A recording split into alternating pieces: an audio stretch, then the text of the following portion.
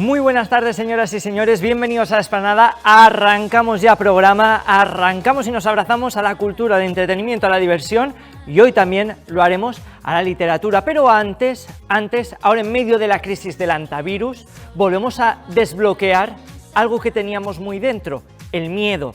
Y hoy vamos a analizarlo precisamente, lo vamos a hacer de la mano de Dalia. Es una de las emociones más básicas y adaptativas, nos protege, pero ¿qué es realmente el miedo? ¿Cómo lo podemos combatir? ¿A qué tenemos miedo y a qué debemos tenerlo? Todo ello lo hablamos con nuestra psicoterapeuta de cabecera, Dalia Rosas. Y muy vinculado a esto, precisamente, la literatura, de la mano de Mónica Pérez y su segunda novela, Es Juegos Infames, y explora uno de los grandes debates actuales sobre la salud mental, cómo se construyen y se desbloquean los recuerdos traumáticos. Todo ello novelado de la mano de Paola, una escritora, y de Julio, un director de cine brillante. En una tarde en la que también hablaremos de culturismo y de la cultura del culturismo. Lo haremos de la mano de nuestro estilista Jordi, que nos trae un entrenador para hacer todo un repaso de la evolución de esta prenda que están luciendo, del bañador, y cómo se adapta a lo deportivo.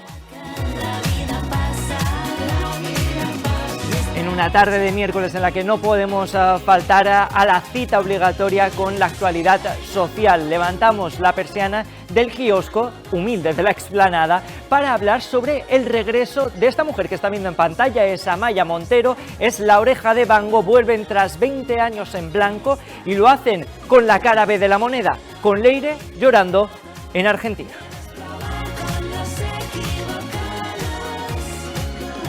Se ha convertido en la niña que llora en sus fiestas. Enseguida vamos a analizarla, vamos a escucharla, y esto es solo un aperitivo porque tenemos mucho más, pero para eso nos van a tener que acompañar desde ahora y en los próximos 55 minutos.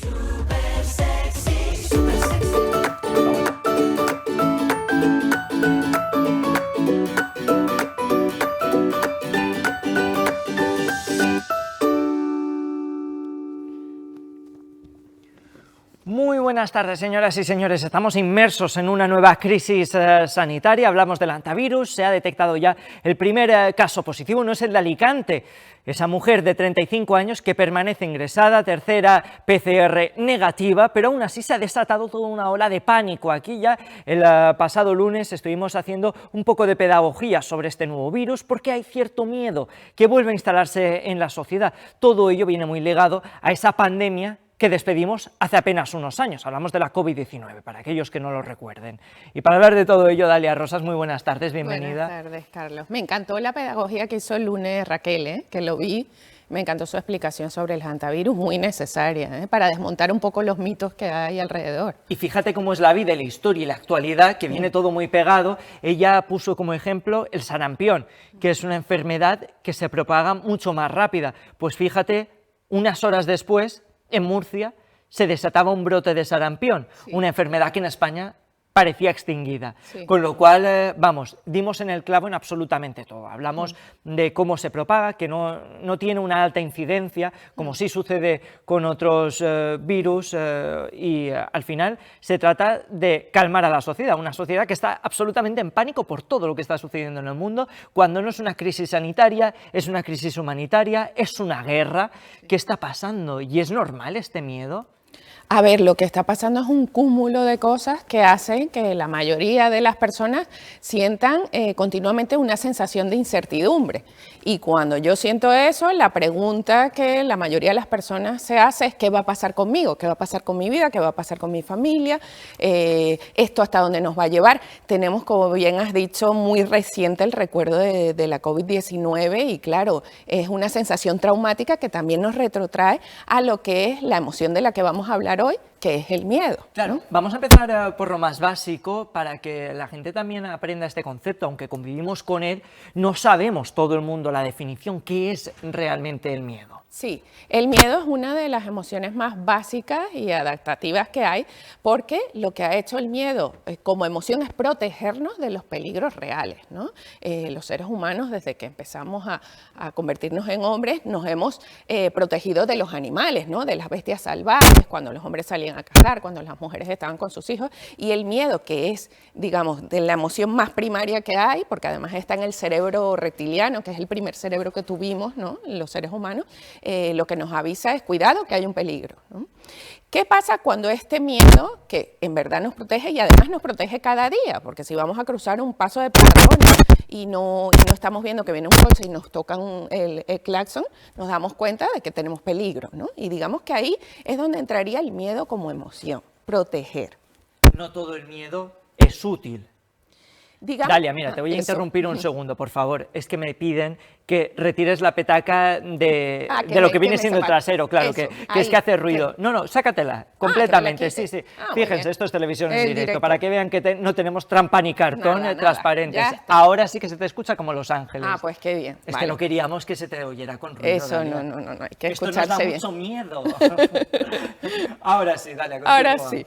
Bueno, pues hablábamos, ¿no?, de lo que puede ser adaptativo el miedo, de lo que nos protege, y luego como en situaciones como las que estamos viviendo actualmente, se convierte en algo, digamos, como irracional, ¿no? Una continua pregunta de qué va a pasar conmigo, qué va a pasar con el mundo. Hay muchas guerras, ahora el hantavirus, y es que no estamos exentos a que pasen cosas no solo en nuestro día a día, sino en la historia del mundo, y es que eso es inevitable, ¿no? Claro, entonces, para ponernos un poco en situación, en un plano esquemático, hay miedo real, Sí. que podríamos decir que es el útil, Sí. el que nos ayuda a prevenir. Esto Sí. lo hemos tenido, bueno, a lo largo de toda la historia de la humanidad. Cuando vemos fuego sabemos que no podemos poner la mano porque nos quemamos. Correcto. O yo qué sé, cuando vemos un animal viniendo a toda velocidad hacia nosotros, huir porque puede que nos coma. Sí, En este o caso, un perro. En el día a día ves un perro y no te acercas porque pues, te puede morder. Eso, ahí está el miedo actualmente. Miedo real. Sí. Y luego está el miedo imaginario. Claro, hay un miedo que es imaginario, irracional, que son aquellos miedos que nosotros creamos dentro porque pensamos que van a suceder situaciones que nos van a dañar, que nos van a perjudicar, ¿no? Y ahí es cuando el miedo entronca con algo otra emoción que es muy importante, que es la ansiedad, ¿vale? Cuando el miedo y la ansiedad se unen, sucede algo que es muy común, que son los pensamientos irracionales, creencias irracionales. Esto que yo estoy pensando que me va a pasar, puede que me pase, y entonces ya me empiezo a imaginar como que estoy en la situación. ¿Qué pasa cuando una persona tiene un miedo, por ejemplo, a quedarse sin trabajo? Que ese es un miedo que sucede mucho, Correcto. ¿no? En esta sociedad además es muy importante el trabajo. Es un Exacto, sustento supervivencia, ¿no? Claro. Pues empiezo a pensar en eso y ya mi cuerpo empieza a tener unas reacciones de ansiedad, de preocupación, que lo que hacen es que me extraen del momento presente. Yo ya no voy a ser capaz de disfrutar el momento presente, ni siquiera de vivirlo. Entonces es cuando empezamos a ver que hay también una gran cantidad de personas que están sufriendo, digamos, de situaciones mezcladas entre el miedo y la ansiedad, ¿no? ¿Y qué pasa cuando continuamente nos están bombardeando de noticias como lo que estamos viendo? Pasa, además. ¿No? Sí, no, desde luego los medios de comunicación hacemos una labor maravillosa de información, pero también una labor sensacionalista en algunos casos, porque cuando funciona un tema bombardeamos con él, Sí. ya no solo para informar, sino para aprovecharnos de la ola, en este caso pues las olas de las crisis económicas, las crisis bélicas, porque funcionan muy bien, y esto también produce cierta ansiedad a la gente. ¿Cómo podemos combatir este tipo de miedo? ¿Hay algún mecanismo para poder decirle a nuestro cuerpo, oye, relájate, esto no es el mecanismo que debería activarse porque no hay nada de lo que asustarse por ahora? Sí, eso parece muy fácil. Sí, claro, pero lo no hemos hecho tan sencillo que seguramente la gente desde casa estará diciendo, no, hombre, Lo no. primero que siempre, y lo digo siempre, vivimos ahora en un momento de mucha incertidumbre en general, en el mundo. Entonces, nuestra salud mental tiene que pasar por aprender a vivir en la incertidumbre, en que no tenemos nada seguro, ¿no? Hace 50 años, 60 años, pues una persona estudiaba, tenía una familia, siempre iba a vivir en el mismo barrio y se jubilaba y seguía su vida. Hoy en día las personas tienen que emigrar por situaciones diversas en sus países, tienes que irte a un trabajo diferente, las personas se separan, se divorcian, son continuas crisis que hay que ir superando. ¿Qué pasa cuando yo además de lo que esté sucediendo siento un miedo. ¿Cómo puedo hacerme la pregunta? Porque el miedo tiene una cosa, cuanto más yo lo oculto, más tiene valor dentro de mí, ¿no? Si yo a mí misma me oculto mis miedos, lo que voy a sentir es muchísima más ansiedad. Poner bajo del felpudo, ¿no? Eso el problema. Esconder, ¿no? Y no desaparece. Bueno, y no solo eso, muchas personas no reconocen ni siquiera la emoción. Tú preguntas a alguien, ¿qué estás sintiendo? Y muchas personas son incapaces de verbalizar qué es miedo, ¿no? Antes lo identifican con cualquier otra emoción. Entonces, lo primero del miedo es reconocerlo, ¿no? Cuando algo me está generando malestar porque tengo una incertidumbre, es darle nombre. Yo tengo miedo a contagiarme del hantavirus, ¿no? Y eso puede ser un miedo, porque muchas personas te dicen, nada más pasar la pandemia, otra vez otra pandemia. Bueno, vamos a ver, para desmontar un miedo, qué posibilidades hay de que eso de verdad suceda, ¿no? ¿Cuántos casos de hantavirus hay? ¿Cómo ha venido ese virus hasta aquí? Que sabemos que, lo explicó el otro día Raquel, que es una cepa que viene de los Andes, ¿no? Y que en Chile y en Argentina sí que hay más posibilidades, pero que aquí, vamos, que son un poco, bastante escasas las posibilidades. Entonces, eso que es a nivel macro, también lo podemos hacer a nivel micro, ¿no? Si yo tengo miedo a quedarme sin trabajo, por ejemplo... Mira, voy a aprovechar yo aquí, claro, esto es una sesión gratuita que nos ofrece Dalia Rosas y vamos a aprovecharla al máximo. Yo tengo miedo, por ejemplo, a hablar en público, me da pánico escénico, lo que viene siendo. ¿Cómo podríamos trabajar en ello? Siempre que me lo dice, digo, cualquiera lo diría, ¿no? No, y no es solo tú, me ofrecen a veces presentar cosas y me dicen, es que es imposible, con lo que te gusta una cámara. No es lo mismo. No es lo mismo, porque enfrentarse al gran público es lo que impone, pero yo creo que eso le pasa hasta el más versado de los oradores. Fíjate. Entonces, entrenar la oratoria y el miedo a hablar en público, que es un miedo además muy natural, de los más naturales que hay, para poder avanzar en ese miedo, lo primero es la terapia de confrontación, digamos, ¿no? Porque cuando yo tengo un miedo como de ese tipo y no lo confronto, cada vez lo hago más grande. Por ejemplo, mira, hay miedos que son miedo a estar en espacios abiertos, ¿no? El pánico, la agorafobia. Entonces, si una persona no hace nunca un trabajo de presencia en el estímulo, de presenciar la situación, no va a poder avanzar en eso. Entonces, los miedos la mejor estrategia es confrontarlos. ¿El cómo? Pues yo siempre diría de lo menos a lo más, ¿no? Si te da miedo hablar en público, no te vas a enfrentar a un auditorio de 10.000 personas. Lo más conveniente es que a lo mejor en un pequeño auditorio de 20, 30 personas hagas tu primera presentación y también sepas un poco qué es lo que te hace sentir eso, ¿no? Yo creo que los miedos hay mucho como que poner mucha conciencia, apuntar, ¿qué siento? ¿Qué siento cuando tengo miedo?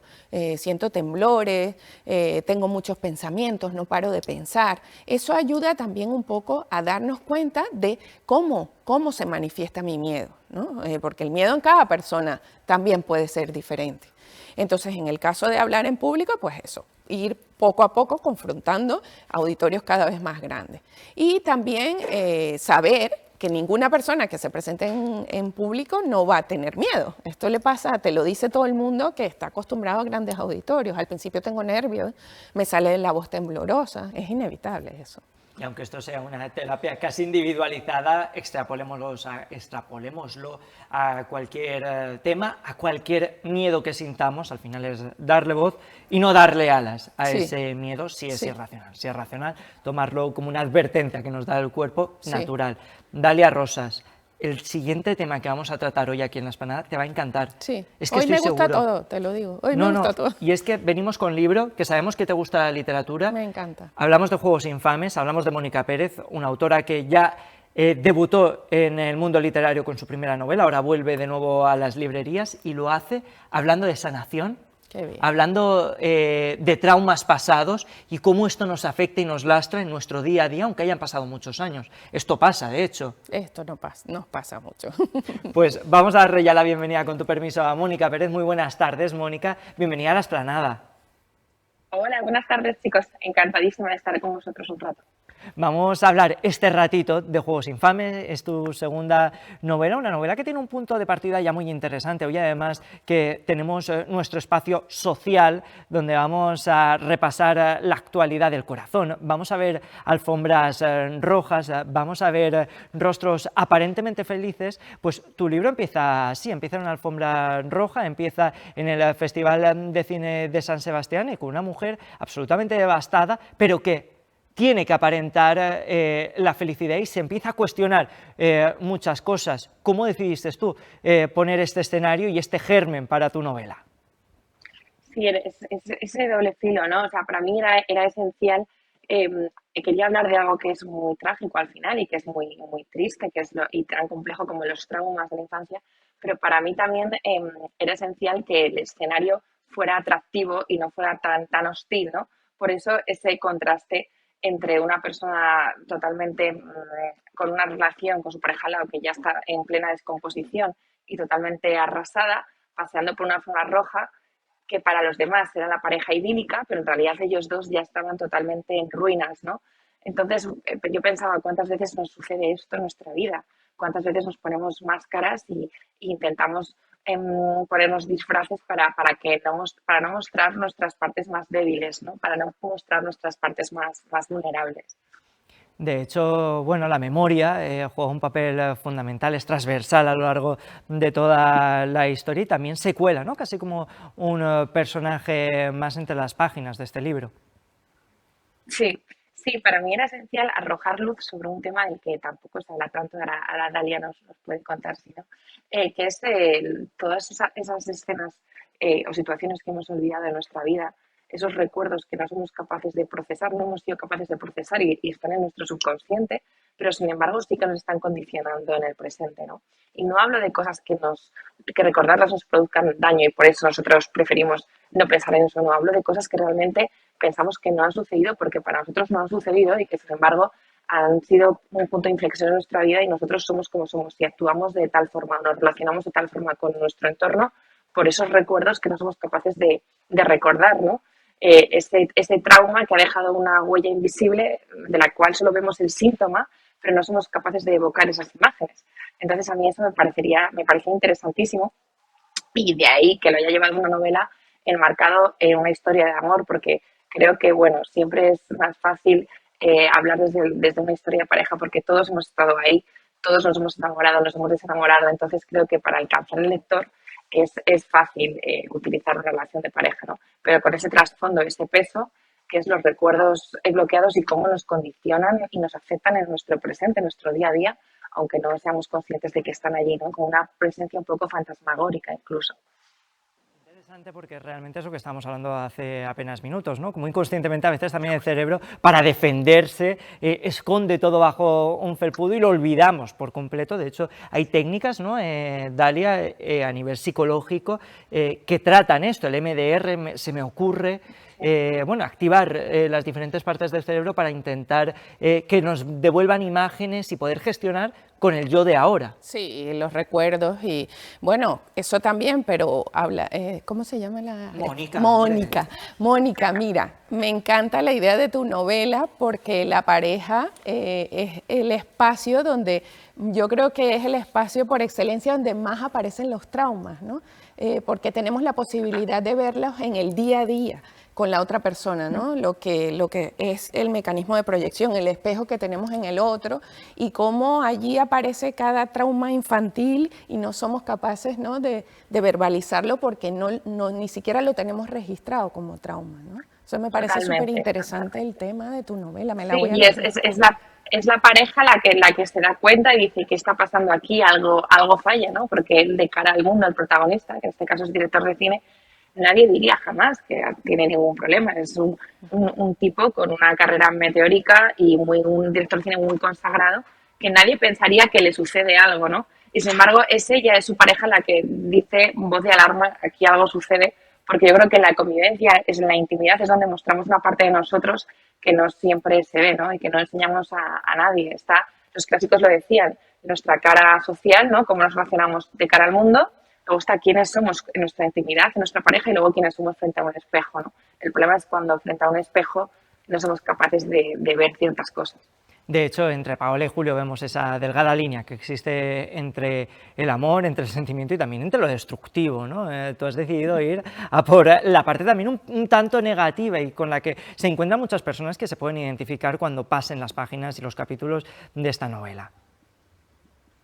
Sí, porque para mí era necesario, o sea, igual que intento que el escenario sea atractivo y que no sea un territorio hostil, como he dicho antes, había que mostrar la cara B, o sea, había que mostrar lo complicado. Está muy bien una pareja que se conoce en los primeros meses de euforia y de fiesta continua, ¿no? En donde la vida es como una película, pero luego, pues cuando llegan los problemas también hay que ponerles cara, ¿no? Y yo creo que uno de los problemas es que normalmente la gente no quiere asumir el dolor. Entonces, en vez de asumir el dolor, pone capas y capas y lo esconde. Y lo que quería esta novela es arrojar un poco de luz sobre eso, ¿no? Y decir, no, es que quizá a veces hay que volver atrás y hay que enfrentarse a nuestros monstruos para poder crecer y para poder avanzar. Todo esto es el telón de fondo de una novela que tiene mucho más. Has llegado a decir que ha sido una de las más duras que has escrito. ¿Alguna vez planteaste a lo largo de todo este proceso de documentación que ha sido exhaustivo, donde te has apoyado en familiares, donde te has apoyado de la ciencia, que no ibas a poder acabarla, o siempre has tenido esa convicción que tenías que ir hasta el final?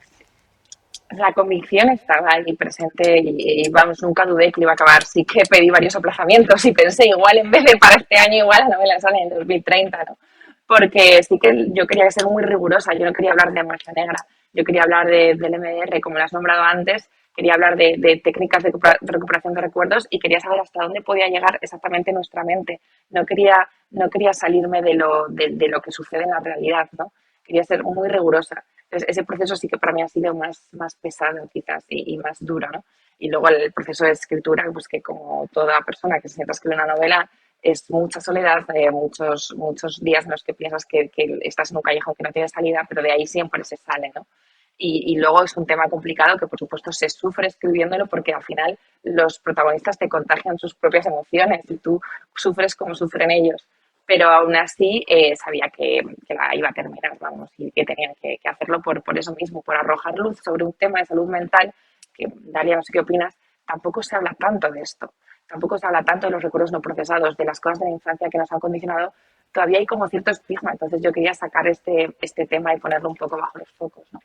Sí, totalmente. Me parece muy interesante que se plantee en formato, como tú lo has dicho, ¿no? En tu novela y con tu investigación, porque cuanto más se hable de estos temas, hasta personas que buscan una novela que puede ser algo entretenido, todo lo que hablemos siempre despierta algo en la persona que lee, ¿no? En el lector. Yo soy muy lectora, como ha dicho Carlos, y me encanta, me la voy a leer porque además me parece que todo lo que nos acerca a la salud mental es necesario, es imprescindible. Dalia, te vamos a despedir con esta pregunta y vamos a despedir también a Mónica, pero no sin antes preguntarle qué sensaciones quieres despertar tú misma cuando lean este libro, cuando cierren las páginas de este juego infame. Pues mira, lo que me ha pasado, que no era mi idea, es que los primeros, claro, el libro lleva en el mercado 2 semanas, ¿no? Y los primeros mensajes que me han llegado es que la gente dice que le incomoda, que de alguna forma pues como que al final es una novela que le genera angustia, ¿no? Y eso no era, nunca fue mi objetivo, pero sí que creo que para hablar de según qué cosas, a veces esto sucede, ¿no? Y es una consecuencia.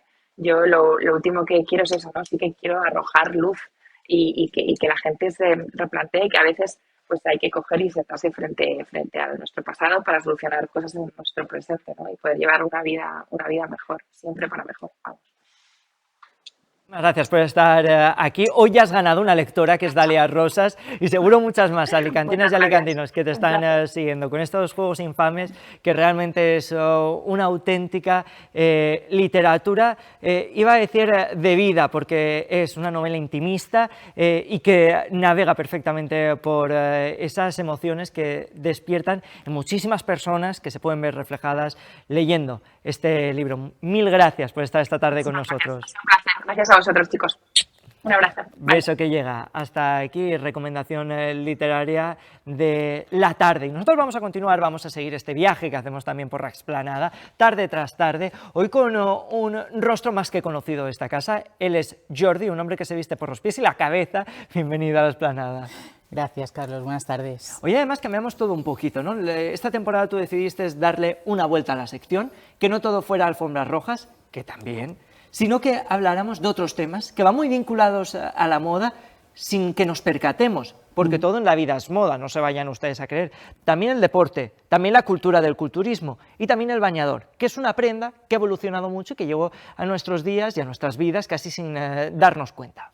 Eso es en el año 46 cuando se crea este diseño del bañador y se populariza en los 50 y en los 60, ya que al principio, como todos sabemos, era escandaloso. A partir de los 70, cuando comienza el mundo de las competiciones del fitness y del deporte, se introduce de alguna manera, como nos comentará nuestro invitado de hoy, pues con ciertas restricciones, no solo para que se pueda apreciar el cuerpo en estas competiciones y demás, sino porque, imagino que para poder entrar en los cánones estéticos de la competición, pues había que marcarlo muy claramente, no tanto en la actualidad, porque es a partir de los 80 cuando se empieza a ampliar el corte del bañador, y en los 90 pues empiezan a personalizar muchísimo más, llegando a usar Swarovski, telas metalizadas, ¿no? Con la creación del nylon, que ya he explicado alguna vez de dónde viene este tejido, pues se empieza a usar también en este mundo de las competiciones deportivas. En el sector masculino pasa un poco similar, ¿no? Es en los 60 cuando se empieza con estos cortes de bañador un poco más bajos, ¿no? Y luego se va cortando a medida que va pasando a lo largo de la historia, a partir sobre todo de los 90, porque ellos tienen la transición a partir de los 80 con rostros como Arnold Schwarzenegger. Claro, no puede faltar en el imaginario colectivo Arnold Schwarzenegger si hablamos de deporte y bañador. Pero hoy he traído a hablar a Alex Sánchez, que es un gran entrenador de aquí de Alicante, es conocido por muchos, pues tiene certificaciones nacionales e internacionales y casi toda una vida dedicando al mundo del culturismo y las competiciones deportivas. Pues vamos a darle la bienvenida a Alex Sánchez. Muy buenas tardes, bienvenido a este sofá de la Esplanada. Muchas gracias. Vamos a empezar por lo básico, si te parece, y enseguida nos adentramos también en todo lo que da de sí, pero para aquella gente que nos esté viendo, sobre todo, pues yo sé que hay una parte de la población que quizás desconoce este término del culturismo, que no es ser fan de la cultura, tiene algo que ver más con lo ampliamente deportivo y estrictamente deportivo. Sí. Alex, ¿qué es esto del culturismo? Bueno, realmente comienza con un culto al cuerpo, de ahí viene la palabra. Entonces empieza, como él dice, realmente en el año 1800 y pico, y ya en los 80, 70 y pico, 80 se populariza. Ya aparece Arnold, hermanos Weider, y ya con eso se llega a las masas.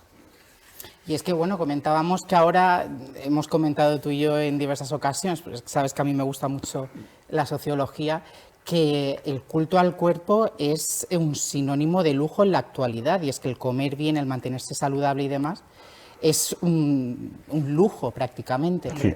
Los precios de las proteínas, de las dietas, todo además está disparado, la inflación también ha afectado al deporte. De hecho, mira, hay algo curioso, ha nombrado a Arnold, decía que era un símbolo de estatus, el físico, ya no por lo caro de mantener, sino por el esfuerzo que conlleva. Decía que era como llevar un Ferrari encima. Entonces, pasa que ahora actualmente se ha disparado la alimentación, y hemos llegado a puntos en los cuales, ya parece no es un lujo el practicarlo con todo, digamos, no el apuntarse a un gimnasio que puede ser 25 o 30 euros, sino el pack completo, el hacer, ¿no? Sí, exactamente. Más o menos, ¿cuánto podría llegar a costar el poder tener un cuerpo físico como el que estamos viendo ahora en pantalla? Que yo creo que es el tuyo, de hecho. Sí, a ver, entramos en mucho dinero, o sea, entramos en comida pueden ser 600, 700 euros al mes, en suplementación 200, 300, en fin, es elevado, es un coste elevado.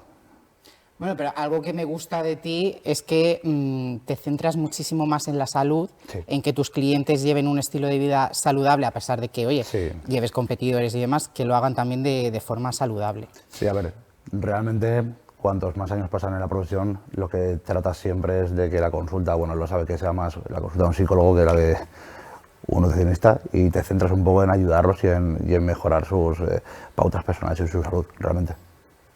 Pues vamos al tema. ¿Cómo crees que ha contribuido la profesionalización y comercialización de todas estas competiciones a lo largo de la historia en hacer estas prendas mucho más exclusivas? Ya, como he comentado antes, pues eran reglas mucho más estrictas y ahora está como Sí. todo más personalizado. Sí, a ver, al final yo creo que todos los negocios avanzan, ¿no? Entonces realmente ha avanzado de forma normal, igual que evolucionan los teléfonos móviles, evoluciona cualquier tipo de producto. Pasa que llama la atención, por ejemplo, como decía Jordi, que yo he llegado a ver en Campeonato de España, a lo mejor en el 2011-12, hacer bajarse a un culturista del escenario porque brillaba el bañador. Y en esa época no se podía. Entonces, bájate, cámbiate y súbete con otro. Ahora es cierto que ya se puede usar casi todo tipo de telas, se puede usar, en caso de chicas, bueno, brillantes, siempre respetando el corte que la federación dice. Tiene un corte, unos centímetros, siempre respetando eso, pero ya es algo más abierto. Me acuerdo que hasta hace prácticamente 15 años en IFBB no podías usar pendientes, o sea, piercings y demás, tienes que quitártelos. Ahora ya pues se ha abierto un poquito y ya se puede. A mí me gustaría también preguntarte hasta qué punto es importante el vestuario en una competición de estas características. ¿Se tiene en cuenta, tanto para Sí. juzgarlo, como las personas que van allí a decidir el atuendo? A ver, más en mujeres, piensa lo siguiente. A una mujer le puede sentar mejor según el color de sus ojos, de su pelo, el verde, el azul, el amarillo. Entonces se tiene muy en cuenta a esa mujer por sus facciones, qué color le puede ir mejor, ya que luego el maquillaje va a juego, es un maquillaje más muy exagerado. Ten en cuenta que el juez lo va a ver desde 3-4 metros, no lo va a ver aquí, entonces es un maquillaje más exagerado, entonces se busca pues un color que le siente bien a la persona. Incluso muchas veces se le consulta al preparador. Claro, es que lo que iba a decir, aparte del personal trainer, tienen un preparador físico o un estilista de cabecera. Lo que suelen tener es una persona que les ayuda con el posing, ¿vale? Porque al final tú tienes que... Vale, vamos a detenernos, ¿qué es el posing? La forma de desenvolverte y de posar en el escenario. Al final lo que se busca es que tú cuando subas al escenario no seas una persona torpe al moverte. Entonces las enseñan a caminar en tacones, a posar. Entonces tienen normalmente una chica, suele ser, que les ayuda a posar. Luego tienen su nutri preparador, que soy yo.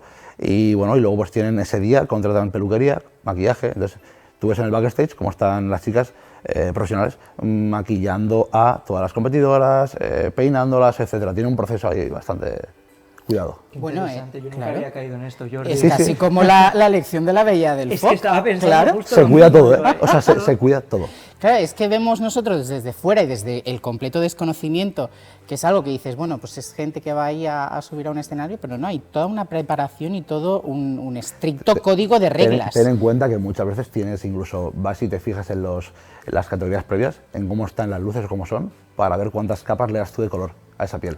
No me digas. Claro, depende de cómo sean ¿Le los das ojos. más bronceado o menos? O menos. Eso va por capas, ¿correcto? Se van dando capas.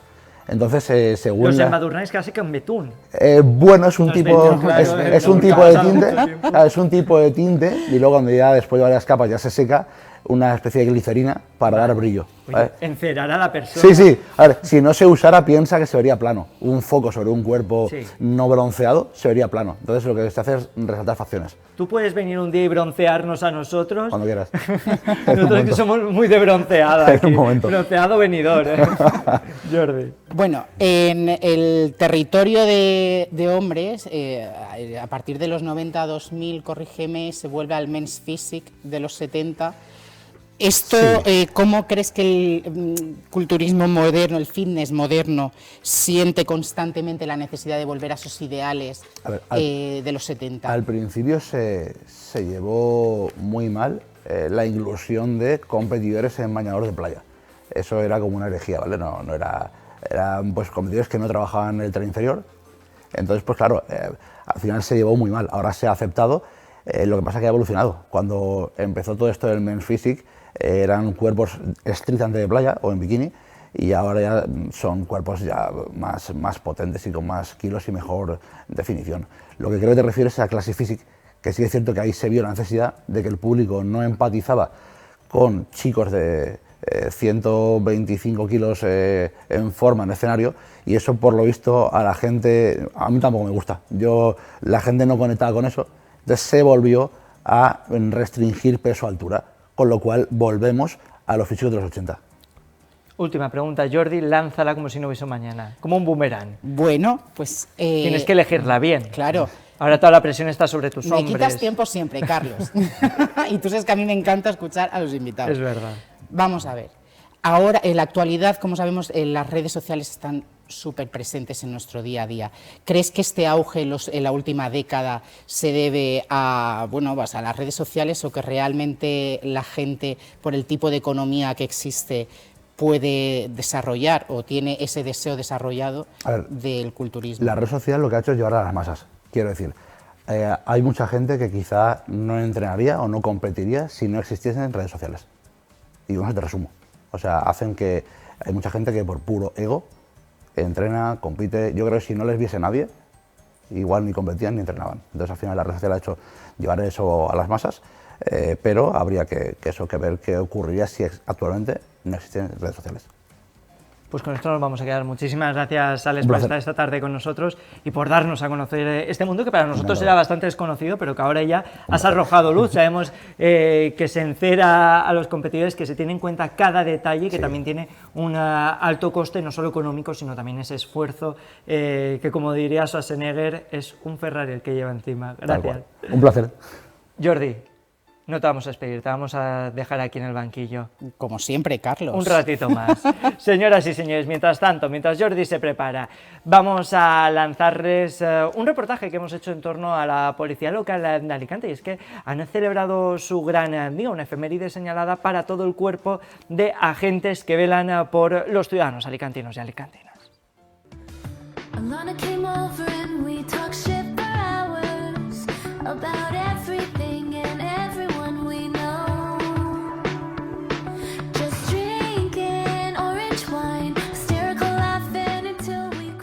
Alicante celebra un acto conmemorativo con motivo del Día del Policía Local.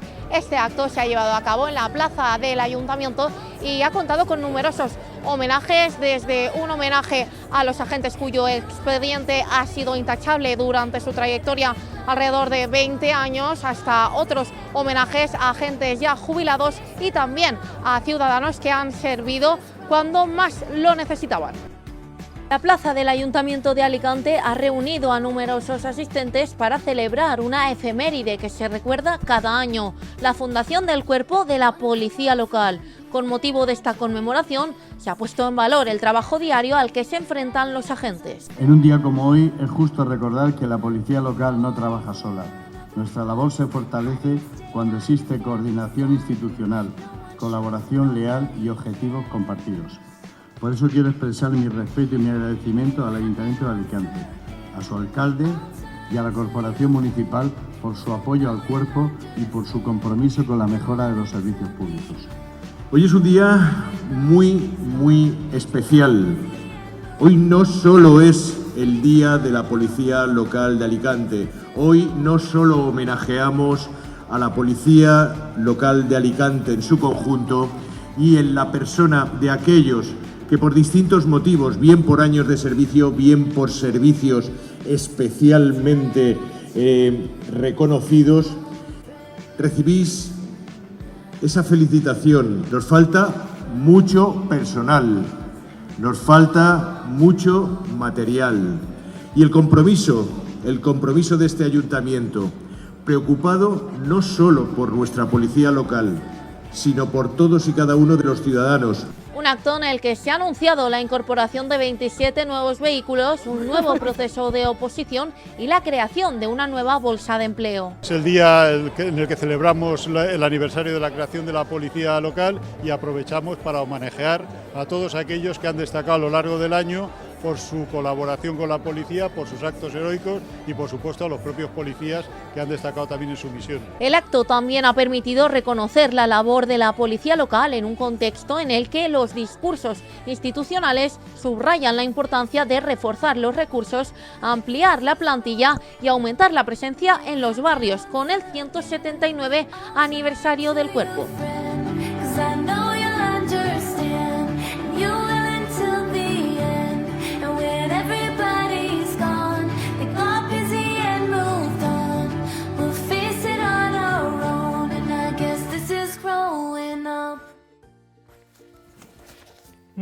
Bueno, continuamos, seguimos. Madre mía, qué auténtica guerra. Sí, me dicen a la izquierda, y es que tenemos el plató más que lleno. Vamos a darles la bienvenida. Se reincorporan Jordi Acevedo.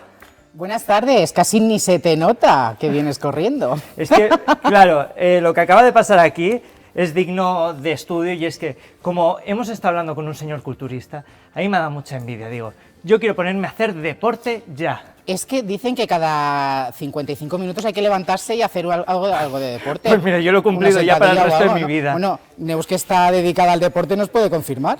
Es que lo he visto salir ahora mismo. Es que se nos había Y he olvidado dicho, el guión para esta espera. sección. Madre mía, ahora Yo estoy soy yo acostumbrada quien al deporte, pide pero no hacerlo. el aire acondicionado. Para que vean cómo es la cosa, Jordi hace 5 minutos me dice, ponete el aire acondicionado, que aquí hace mucho calor. Hombre, claro. Y le digo, aquí no hay dinero para aire acondicionado. Sí que hay, que esto es el Ayuntamiento de Alicante, una gran ciudad, con muchas banderas No lo hemos azules. puesto, pero hemos conseguido el guión que lo teníamos arriba. Dale a Rosas, buenas tardes. De nuevo. De otra vez. Hoy estás casi prácticamente todo el programa, pareces Sí, ya sí, Jordi. hoy- Sí, ya tengo hoy el sueldo completo de este día. Eso es por no venir hace 2 semanas, te Eso, hemos eso. castigado. Neos Pachón. ¿Qué tal? Buenas tardes, qué alegría, Sigues qué sofá teniendo- más concurrido tenemos hoy, por Dios. Y sigues teniendo el privilegio de dar tú el pistoletazo de salida Ya. a esta sección, pero ya mismo. Venga, vamos, y mi cámara aquí. Cada día me lo pones en un lado y ya Sí, voy yo perdida, ya de hoy verdad, ya también. no sé dónde vivo. Bueno, pues nada, venga, vamos a abrir ya este kiosco de la Esplanada, que hoy viene cargadito, pues como nos gusta, Carlos. Gente muy real como nosotros mismos. Vamos para allá.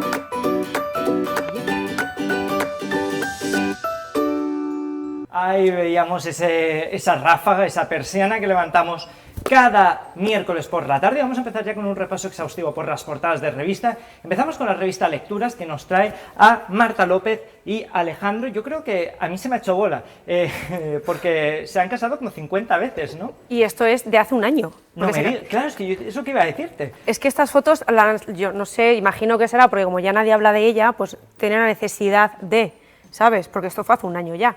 Entonces, no sé, es que a mí Marta López ¿No me te cae bien? Se me ha hecho siempre bola, un poquito de bolita. A mí me hace la mucha verdad. gracia que es la única mujer en Telecinco y en España, me atrevería a decir, que ha dado a luz prácticamente en directo. Sí, y es que ahí donde la ves tiene 3 adolescentes en su casa. Bueno, un niño pequeño de 12, uno de 19 y uno de 16. ¿Pero porque entró en Gran Hermano embarazada o cómo No, es no, esto? no, porque No. un día estaba en un sofá así como nosotros, ella estaba muy embarazada, pero decidió no ausentarse de su puesto de trabajo. Hombre, claro. Y de repente dice, que he roto aguas, claro, un charco a su alrededor, llamen a la ambulancia, al SAMU Madrid llegando, y bueno, pues un espectáculo. Pero eso es historia de la Es televisión. que algo que no sabe la gente de a pie es que el Estatuto de los Trabajadores poco se aplica en el mundo artístico de los medios de comunicación.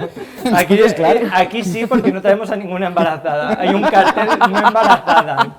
De esto se les Yo no pasa- hablaba de la CantiTV en la que se sigue todas las normas, pero digo, en el mundo español, pues imaginemos. Continuamos con la revista 10 Minutos, que nos trae esta semana a Paula Echevarría y a David Bustamante con su hija. Sí, en la graduación de su hija Daniela, que es algo de bachiller ya, y han sido unas fotos, las ha subido ella, ¿eh? Yo estuve bichando un poquito el Instagram de David, y David en ese momento no subió nada, pero oye, que, jolín, un ejemplo más, ¿no?, de que aunque te separes puedes tener una buena relación, sobre todo cuando tienes un hijo de por Paula medio. Echevarría y David Bustamante? ¿Sí? ¿No lo sabías? Madre mía, por favor. Dime que es mentira, que te estás no, que haciendo... yo pensaba que estaban aún juntos. Si es que Dime todos que esto los- es broma. Que no, que Ha no. tenido un lapsus. Que no, Has que tenido te has tenido juro un que lo lapsus, la hora pensaba. que ya es tarde, no habrás merendado bien, te Mira, dan ganas Dalia, de a partir de cenar. ahora me vas a tener que tratar también de esto, Pero porque... si estuvieron un mes con este tema en Sálvame Claro, diario. Claro, pero nosotros, Pero sí, es que yo estaba en la ella Esplanada. pero escucha, pero es que ahora ella tiene otro hijo con Miguel Torres, Pero- el que era Ah, yo jugador lo del del hijo Real no lo Madrid. sabía, fíjate. A mí lo que me ha sorprendido, perdona, Es Tenga más, un ella, hijo. pero escúchame, pero es que él está con una bailarina de Ay, aquel es programa. verdad, pero si no hemos hablado de esto. Ya decía yo, digo, Alguien está ya senil y no soy yo, o también yo. a mí lo que me sorprende es que estos solo despixelen la cara de la chiquilla mediante talonario. Porque yo he visto vídeos en redes sociales del momento de ellos tres andando, en los que, además es de una agencia de comunicación, en los que la cara de la chiquilla está pixelada. Entonces, si nos importa, no sé cómo está la legislación al respecto, pero es claro. que yo creo que esta foto es robada de redes sociales. Porque Yo no ella lo sí creo. que las ha subido en sus Ella redes las ha sociales tal cual la estamos Pero le viendo. habrán pagado por haber Si la- robado esa foto. No. Si tú la tienes Si en tú la redes tienes en sociales, tus redes pueden sociales, la puedes coger. utilizar. Sí, Sí. de hecho, nosotros nos nutrimos mucho de De redes efe- sociales. Me efectivamente. quedo sí. muerta Sánchez. Eso sí, tendrá que tener más de 18 años. Intuimos que sí, que por esos 10 Sí. minutos la Oye, traen. una por- cosa Claro. que me encantó fue los comentarios de la gente en la Sí. publicación, ¿no? La madurez que demuestran ellos de estar los dos el Sí, día eso es de cierto. la graduación de su hija, ¿no? La buena relación que tienen como padres, que eso es ejemplar y eso sí que ayuda, ¿no? Visibilizarlo en redes sociales, que es posible tener una buena relación. Y sobre todo también que los medios de comunicación y sobre todo este sector, ¿no?, del papel cuché y de la prensa rosa se enfocan mucho en cuando una relación va mal. Es lo que vende, no nos vamos a engañar, y a nosotros también nos gusta un buen salseo, ¿no? Pero esto no vende tanto y aún así han apostado por ello. Yo creo que por eso vendió tanto esta separación, porque en su momento fue muy dura, ¿eh? Hombre, que yo me he quedado traumatizado 5 años después. Claro, claro. No, será fíjate. más de 5, son más de Ah, vale, 5. pues... Pues hace tiempo ya de esto, hace tiempo ya, ¿eh? Y fue muy sonada esta separación de que al principio como que lo desmentían, supuestamente estaban juntos y luego eran darditos uno contra el otro. Que por cierto, vamos a hablar de batallas, en este caso contra el cáncer que sigue lidiando Kate Middleton, bueno, pues que parece ha superado la enfermedad, pero que tiene una estricta vida en palacio, con una alimentación férrea, también con muchísimo deporte. Hablamos de la revista Semana. Sí, que la a ver, traen es portada. normal, ¿no?, que se cuide ahora. Cualquier persona que pasa por esta enfermedad se tiene que curar, evidentemente, pero hay que tener en cuenta la agenda y los compromisos que tiene como para no cuidarse, ¿no? Yo creo que no puede estar descuidándose en ningún momento y también yo creo que es un ejemplo para aquellas personas que lo pasan y dicen, bueno, total, hay mucha gente que como ya lo ha pasado dice, bueno, a mí ya me da igual, no. Después de una recuperación de un cáncer viene lo más importante, que es cuidarte a ti mismo como persona, ¿no? Yo creo que es un ejemplo para mucha gente Y sobre ahora mismo. todo, no volver a la misma cantidad de estrés que tenías antes Efectivamente. de que te diagnosticaran la enfermedad, porque el cáncer tiene un componente bueno, el estrés influye mucho en las enfermedades y sobre todo en el cáncer, entonces tendrá que cambiar un poco de vida. A ver, tampoco, igual estrés sí, pero que la vida palaciega, bueno, Bueno, Sí, pero claro, que la cogiera.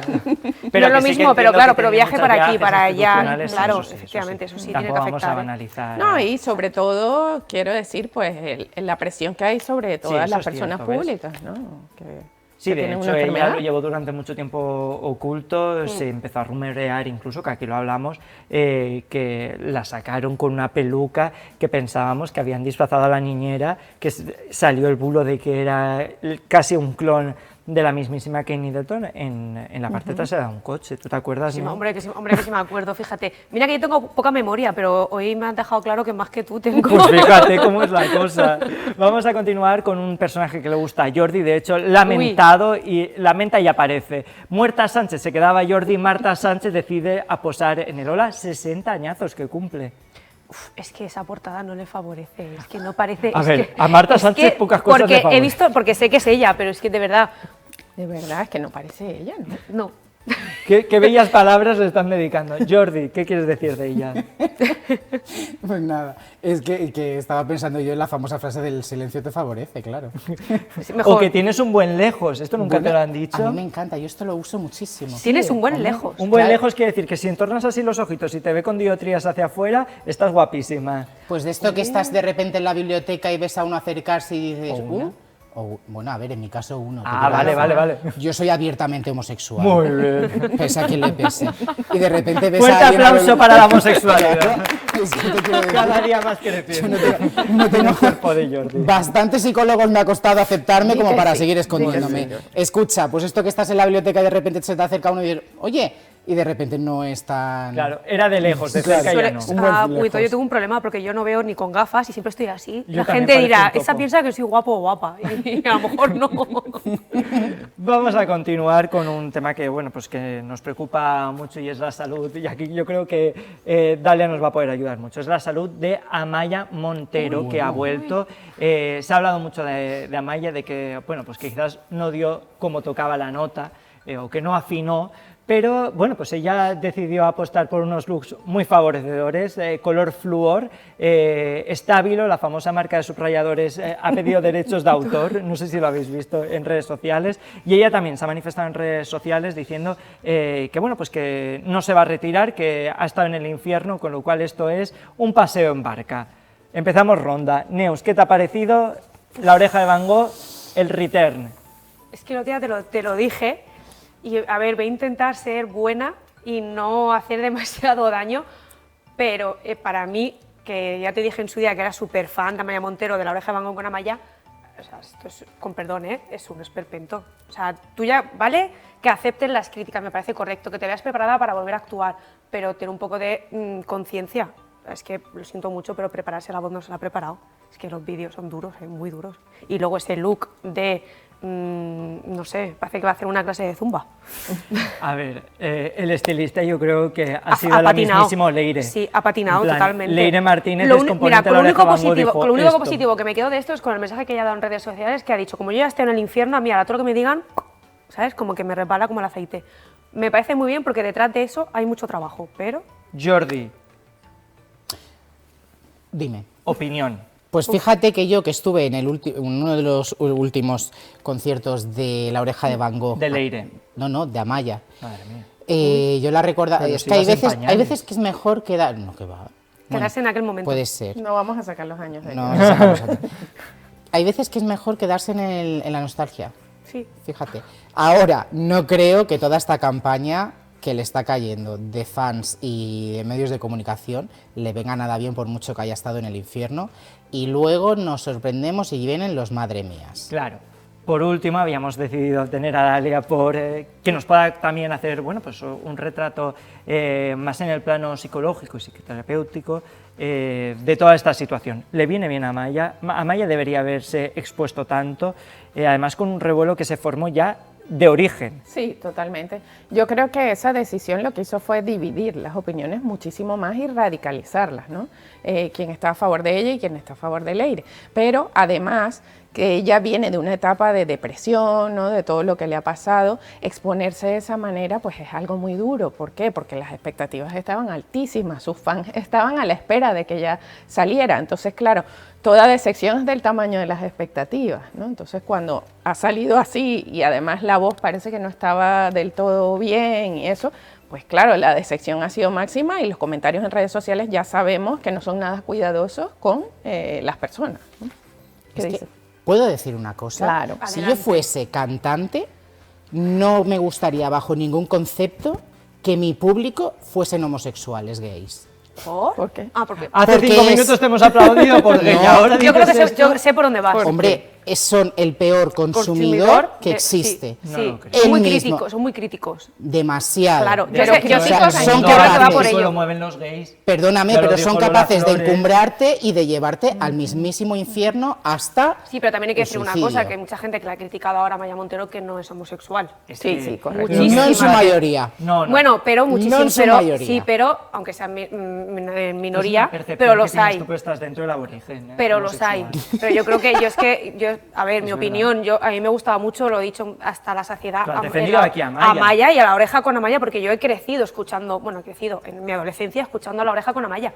Pero es que esto no le favorece en absoluto, yo creo que ni a La oreja ni a la propia Amaia. Claro. Yo Pero es que vi de esperpéntico origen, de todo. origen está mal, ¿no? Pues cómo sucedió, empezó a suceder todo. Es que ha habido comentarios, como yo lo he leído en redes sociales, de uno que decía, la oreja de Van Gogh, si se despierta Van Gogh, recupera la oreja. Claro. O sea, quita la otra, entonces... Vale. La oreja de Van Gogh tenía una antigua componente, era Leire Martínez, estuvo con ellos 18 años prácticamente. Pues fíjense, se subió el otro día, el mismo día que Amaia actuaba, y sucedió esto. Hoy arrancaba la gira de La oreja de Van Gogh en España y uff. Uno pensaba que no le iba a afectar, pero afecta. Es verdad que hoy hay canciones que se me van a atragantar más de lo normal, pero ¿sabéis qué? Que trabajé mucho en aquel proyecto. Han sido 17 años increíbles en ese proyecto. Y le voy a rendir homenaje con este medley de canciones de La oreja.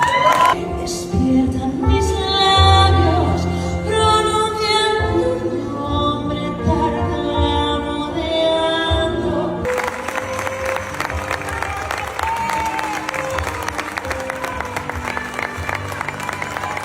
Ahí veíamos cómo se derrumbaba quiebra. y bueno, pues explicaba también al público que estaba muy emocional ese Sí, día. Sí, se quiebra y oye, lo hablamos aquí, o hablamos del tema de cómo fue esa ruptura. Ella todavía está pasando su duelo y ha sido un duelo largo, puesto que ha sido una relación larga, 17 años, ¿no? Siendo la intérprete de un grupo. Entonces, qué menos que permitir que la persona se derrumbe. A mí me parece muy humano y aunque haya opiniones encontradas con eso, ¿no? Que puede ser, se puede sentir que está haciendo drama, es su propio drama. Entonces, está bien mostrarlo, está bien decir, no me siento bien, lo siento, ¿no? Lo que ha pasado y mostrarlo en público. Neu, rápido. Es que tiene una capacidad para hacerme cambiar de opinión, pero no la traigas más, de verdad. A ver, yo estoy, como ha dicho antes Jordi, es pesada, pero entiendo que después de tanto tiempo, en su cabeza ese día hayan pasado muchas cosas. Jordi. Hay que superar ya. Mira, pues yo estoy con Dalia, tengo que decirlo. Pero porque tú tienes una predilección por Leire. No, a mí me gusta también mucho Amaya. Creo que se equivoca en muchas cosas, pero que a mí me gusta Leire y Amaya. Y creo que ellas no son las culpables. ¿Cuánto ha pasado ya? ¿1 año, 2? Ya está bien, amor. No es tan fácil superar un duelo. Es una ruptura, es un duelo. ¿Y qué? Hay que transitar por el duelo y por la tristeza. ¿Tú te imaginas que yo viniese aquí viniendo todo el rato hablando de lo mismo? Pero te lo pongo muy fácil. Yo dejé a mi pareja hace 10 años. ¿Y sigues hablando de él?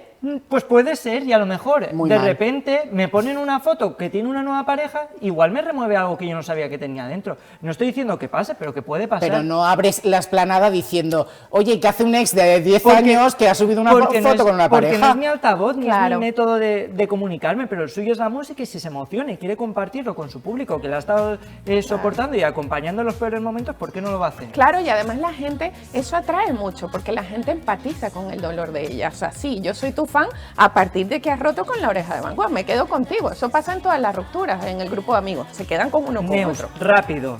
¿Qué? No sé si tenías que añadir algo porque... No, nada más. Lo habéis dicho todo vosotros. Pues muchísimas gracias, Neu Pachón. Es un placer tenerte siempre. Patricia te iba a llamar. Dalia Rosa, gracias. Patricia para los amigos y por la noche, depende de la hora. Jordi, gracias. Señoras y señores, vuelvo mañana a partir de las 5:30. No va a ser tan divertido como esto, pero lo vamos a intentar. Descansen, cuídense. Hasta la vista. Adiós, adiós.